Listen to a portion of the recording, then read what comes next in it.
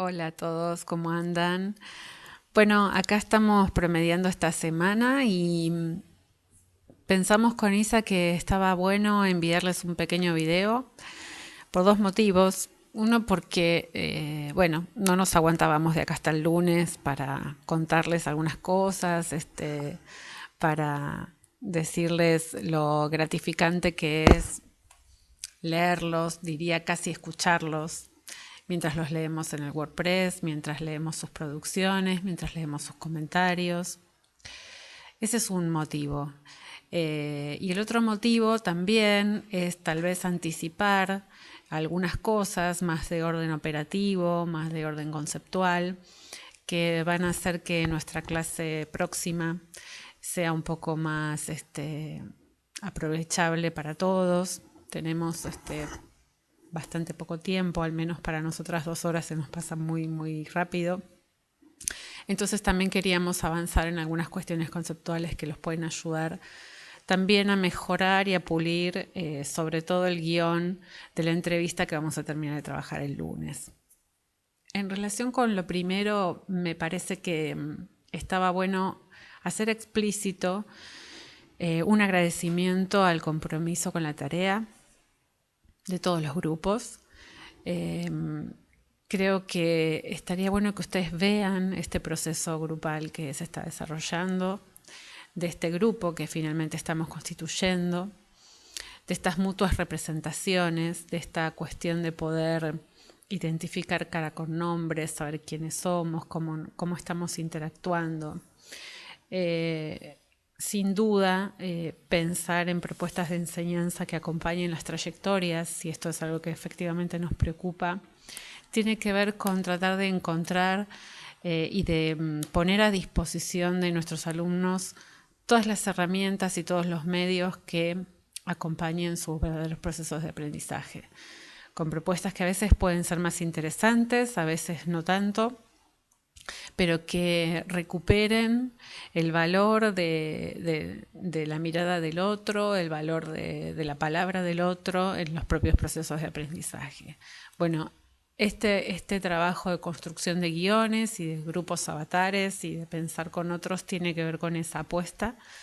Y bueno, la verdad es que nos llena de alegría ver que ustedes tomaron esa aposta y estamos acá en pleno trabajo.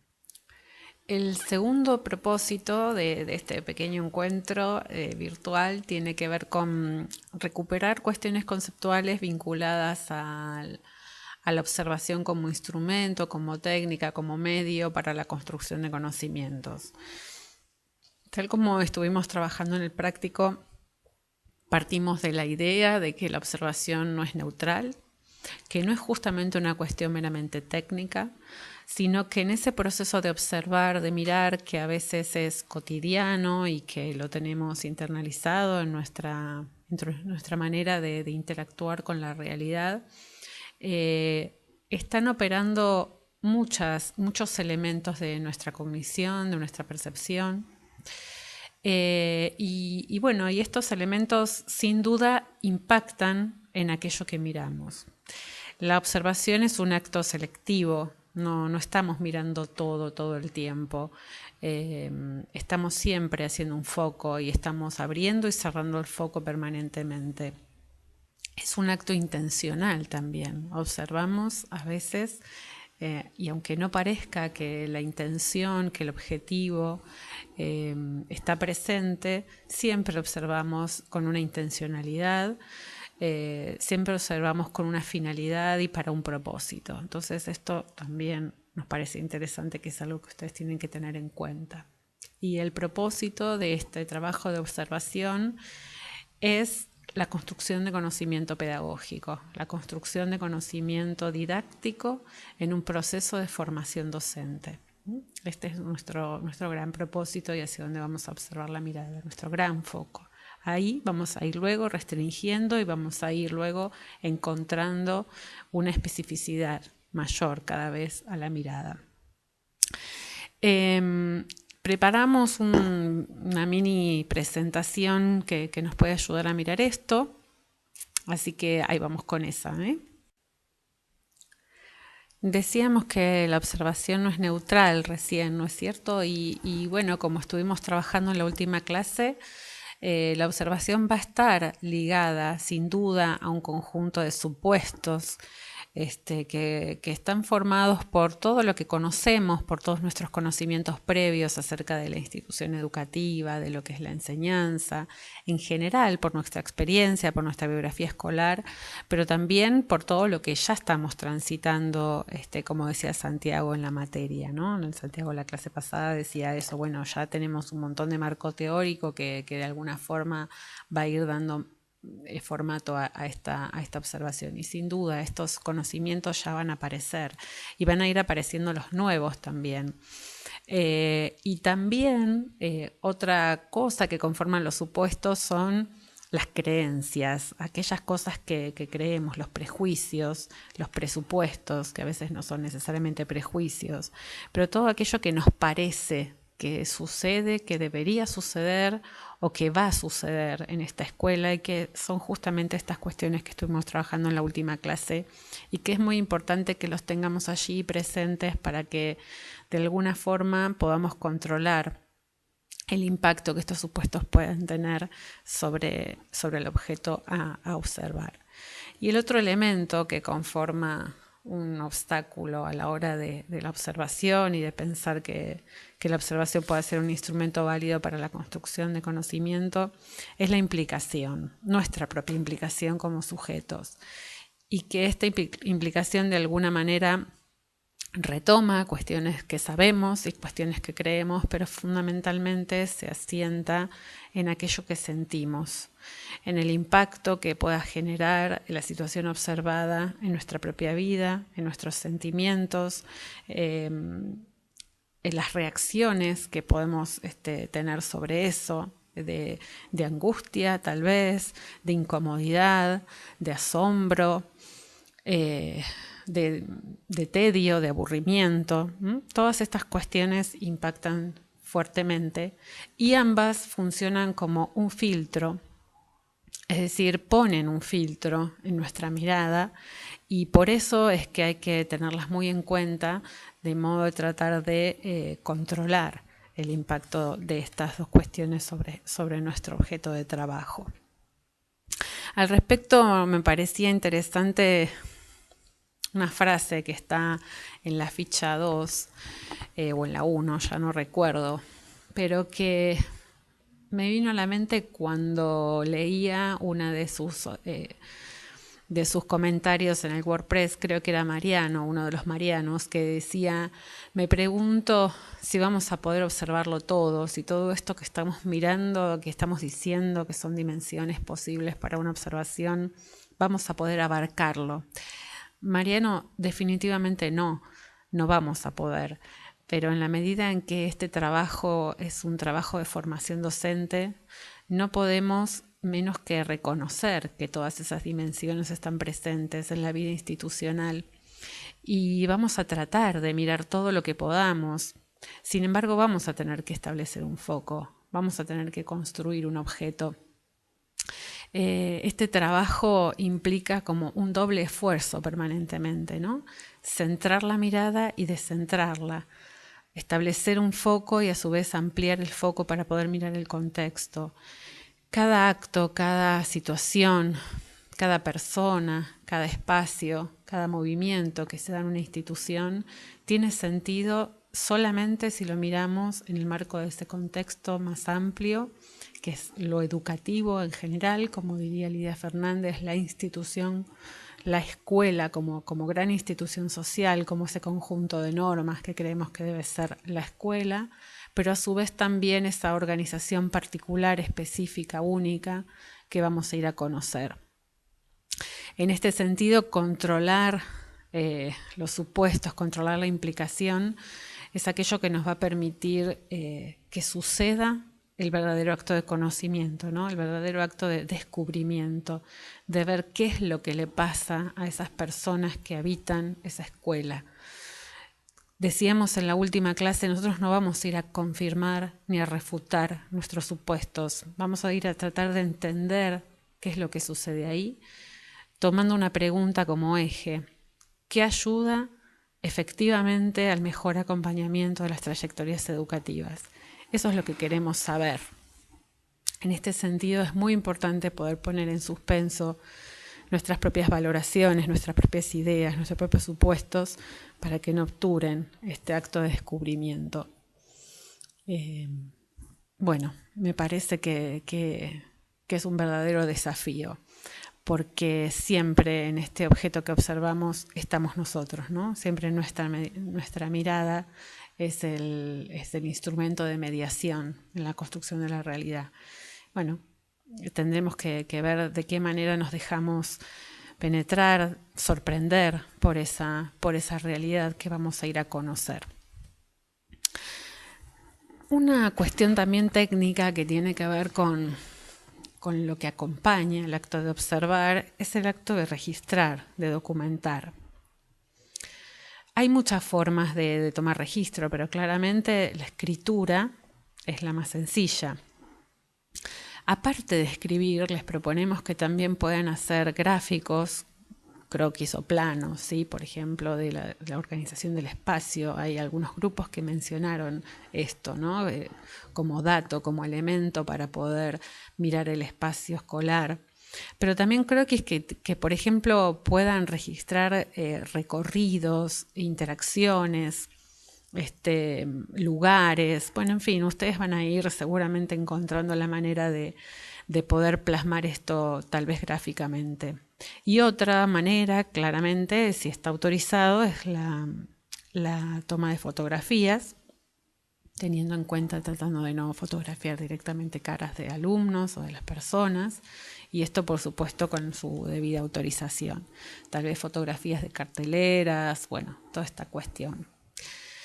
En relación con el registro escrito, es importante tener en cuenta 4 advertencias que están en la ficha 1, me parece, y que tiene que ver con qué es lo que vamos a escribir. Es importante tratar de escribir todo lo que podamos, pero hay algunos riesgos. Por ejemplo, a veces uno piensa que ponemos, no, los alumnos salen del recreo rápido, y por ahí hay en esa descripción hay una generalización que está dejando de lado una cantidad de detalles que posiblemente puedan ser interesantes para el análisis posterior. Por ejemplo, ¿cómo es la puerta del ingreso y la salida del recreo? Los alumnos salen del recreo rápido, pero ¿qué pasa? ¿Se amontonan? ¿No se amontonan? ¿Van ordenadamente? ¿Van despacio? ¿Apenas suena el timbre se mueven? ¿Tardan en llegar? Bueno, estas cuestiones, ¿no es cierto? Esta es una de los recaudos que hay que tener a la hora de registrar, evitar generalizaciones apresuradas y tratar de sumar la mayor cantidad de datos posibles a esa descripción. Después, otra cuestión también muy importante es confundir en el registro, la descripción con la evaluación o con el juicio de valor. Por ejemplo, los alumnos salen rápido, ¿sí? Bueno, uno puede decir, es una evaluación, es un dato. Bueno, depende de cómo lo pongamos en contexto. Salen rápido porque hay un preceptor que los está apurando porque ya tienen una prueba. Bueno, todas esas cuestiones ahí pueden ser datos o no en función de lo que aparezca como contexto. Decir los alumnos salen rápido parece que están presionados por el preceptor, claramente es un dato que implica un juicio de valor. Esta palabra presionados es una mirada subjetiva, es lo que posiblemente ustedes sienten si hay alguien que está apurando a los alumnos para ingresar al aula. Entonces es importante en el registro tener en cuenta estas cosas, y no digo no escribirlas, pero en todo caso cuando uno vuelva sobre el registro, o si lo podemos pesquisar ahí en el mismo momento, marcar estas palabras en las que claramente nos estamos viendo nosotros como observadores, ¿no? Están presionados o porque tienen miedo que les pongan una amonestación o porque, ¿sí? Estas cuestiones de tratar de justamente controlar la propia implicación, controlar esa sensación de lo que a mí me provoca eso que estoy observando. Lo mismo cuando uno pone el registro en términos meramente negativos, ¿no? No los dejan hacer tal cosa, no se puede. Bueno, es una institución que reprime a los estudiantes. Bueno, ahí estamos claramente dando un juicio de valor respecto de esto que observamos y no estamos siendo descriptivos de una situación, no estamos ofreciendo datos, sino que estamos ofreciendo interpretación. Bien. Otro tema, y que también tiene que ver con lo que va a pasar después de la entrevista. Nosotros vamos a hacer un registro, todos los observadores van a tener su registro y luego vamos a hacer una entrevista. Y en un ratito vamos a hablar sobre la entrevista. Con todos estos datos, ¿qué vamos a hacer? Vamos a construir un caso. Vamos a construir el caso de la escuela X que va a ser nuestro objeto de conocimiento. Este caso es un relato, es una narración en la que se ordenan los acontecimientos, los datos, la información que recabamos a través de todos los instrumentos, ¿no? De la entrevista, de la observación, del análisis de documentos. Es un relato y una descripción narrativa. En este caso es muy importante controlar la implicación y no caer en interpretaciones apresuradas. La visión de los observadores tiene que estar absolutamente controlada en este caso que vamos a escribir.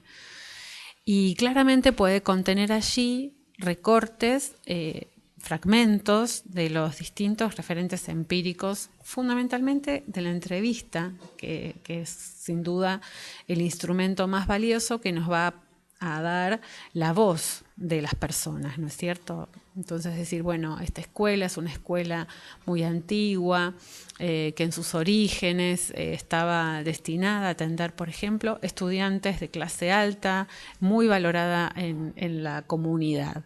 Bueno, muy valorada en la comunidad, ¿quién lo dijo? ¿Lo dicen ustedes? ¿Lo saben ustedes? ¿Sale de una entrevista? Bueno, si muy valorada en la comunidad, por parte de la comunidad, es un dicho del entrevistado, debería estar consignado en esta descripción de este modo, ¿no? Con unas comillas y diciendo, bueno, desde la voz del directivo, desde la voz de los preceptores, esta escuela desde el inicio fue muy valorada por su comunidad. Bueno, estas son las cosas que vamos a ir trabajando seguramente a partir de las próximas clases y que los vamos a ir acompañando para trabajar con esto. Me gustaría ahora, para finalizar ya, avanzar un cachitito sobre la cuestión de la entrevista y sobre las dimensiones que tienen que ver con poder encontrar datos relevantes a nuestra pregunta para ir entrecruzando cuestiones vinculadas con la entrevista y cuestiones vinculadas con la observación. Cuando establecimos para este trabajo en territorio que el foco iba a ser la atención a qué condiciones institucionales favorecen el aprendizaje de los estudiantes, sin duda estamos pensando en el concepto de trayectoria escolar y en los modos en que la escuela muchas veces no acompaña estas trayectorias y favorece tempranamente la repetición, la sobriedad y el abandono de la escolaridad. Aquello que venimos llamando desde el principio del año los indicadores de fracaso, ¿no es cierto? Los indicadores de fracaso escolar. Bueno, lo que nosotros pensamos es que, a diferencia de otras teorías que ven el origen del fracaso en un problema individual o en un problema del origen socioeconómico de los estudiantes, es que el problema del fracaso es complejo, y es multidimensional. Y en estas dimensiones, la dimensión de la institución y la dimensión de la enseñanza tienen un fuerte impacto en los resultados vinculados al fracaso de los estudiantes, aquello que llamamos el fracaso de los estudiantes. Bueno, la gramática de la escuela, sin duda, lo que venimos analizando es uno de los elementos a considerar. La adecuación de las propuestas de enseñanza a los intereses, a las necesidades, a los modos de construcción del conocimiento en la contemporaneidad, bueno, en fin, una cantidad de cuestiones que hacen a esto que llamamos fracaso. En la ficha 2 ustedes van a encontrar un conjunto de dimensiones que establecimos, que son 4, que van a ayudar a focalizar la mirada sobre la institución educativa. Estas dimensiones son la vida cotidiana en la escuela, las prácticas de la enseñanza, la vinculación de la escuela con la comunidad y con el contexto, y las prácticas del gobierno institucional y el trabajo con otros. De estas 4 dimensiones, la segunda, las prácticas de la enseñanza, son las que, digamos, es la dimensión que vamos a mirar fuertemente cuando entremos al aula. Las otras 3, la vida cotidiana, la vinculación escuela, comunidad y contexto, y las formas de gobierno y cómo se organiza el trabajo con otros en la escuela, son dimensiones que vamos a poder abordar en esta primera parte del trabajo institucional. Entonces yo les diría que vayamos a la ficha 2, que lean en profundidad qué cosas componen estas dimensiones, de qué estamos hablando cuando hablamos de la vida cotidiana, ¿no? Hablamos sin duda de esto que tiene que ver con cómo se organiza la experiencia educativa, cómo es este día a día de la escuela, cómo se organiza el tiempo, el espacio, los agrupamientos de los alumnos, de los profesores, cómo se ingresa, cómo se permanece en la escuela, cómo se dan estas interacciones con la comunidad, entre los alumnos, con los profesores, bueno, muchas de las cosas que ustedes ya fueron teniendo en cuenta en sus guiones. Cómo se dan los modos de comunicación, en qué formas se despliegan, por ejemplo, las relaciones de poder. Bueno, todas estas cuestiones hacen a la vida cotidiana. En relación con las formas en las que se entiende el trabajo docente en la escuela, bueno, es un elemento interesante para ir cruzando tanto de la observación como a tener en cuenta en la entrevista, ¿no? ¿Qué se entiende por ser docente en esa escuela? ¿Qué es lo que se le pide? ¿Cómo se le pide? ¿Cómo se organiza su tarea? ¿Con quién trabaja? ¿Cómo se sancionan o se premian sus acciones? ¿Cómo son los vínculos entre los pares? ¿Cómo se organiza la tarea de los profesores? Otro punto referido a la vida cotidiana es la definición institucional de lo que es la enseñanza y el aprendizaje. ¿Qué se entiende en esa escuela por enseñar y aprender? ¿Qué se entiende en esa escuela por resultados de aprendizaje? Bueno, ¿qué es la buena enseñanza en esa escuela? Todas cuestiones que vamos a empezar a trabajar ahora fundamentalmente a partir de la unidad 3, pero que en algún sentido tendrán que ver con reconocer o no esos sesgos de la escuela tradicional, o más bien sesgos de una escuela que esté preocupada por acompañar los aprendizajes genuinos de sus alumnos. Bueno, yo les diría que vayamos a la ficha 2 y que nos encontremos el lunes habiendo leído este material. Que vayamos revisando nuestros guiones a la luz de estas 3 dimensiones, insisto, dejando la segunda dimensión en suspenso por ahora, porque es la que vamos a trabajar más en profundidad cuando entremos al aula. Y bueno, y que sigamos trabajando en el WordPress, que sigamos trabajando en el Facebook como un elemento. Chao, mi amor. Bueno, como un espacio de convergencia de nuestras ideas, de nuestras inquietudes, de las cosas que queremos ir preguntándonos. Bueno, digo, esto me parece que recién empieza, que está tomando forma y creo que estamos en las mejores condiciones para seguir adelante, para aprender mucho. Y bueno, espero que haya sido útil este encuentro. Para mí es fundamentalmente tranquilizador. Me preocupa mucho cuando no tenemos horas de encuentro y horas de trabajo compartido, así que bueno, nos parecía que esto podía ser una buena manera de seguir construyendo otras formas de habitar las aulas de la universidad y de construir lazos que nos permitan aprender mejor.